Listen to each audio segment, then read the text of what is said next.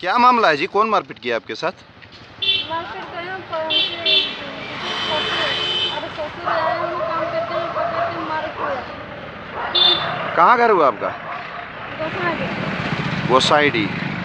तो यहाँ पर थाना में आए तो कौन वहाँ दूसरे थाना में भेज दिया गया आपको? नहीं दूसरा हम कहीं है थाना है कि हम ना जानते हैं थाना। क्या नाम है पति का आपका? बाजा जाते और ससुर का नाम? पितामह जाते। कितना बच्चा आपका?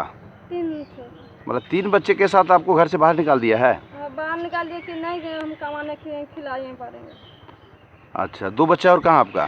घर में रख लिया क्या सब? नहीं रख नहीं, मारे लोग पूरा पकड़ के यहाँ छतिया पर चढ़ के हम लोग तब उन्हें बचने में दुखी ताने लगे तो हम भागल दिन थी न काली अब जाए कौन उपाय ना जाए वहाँ से आए थे।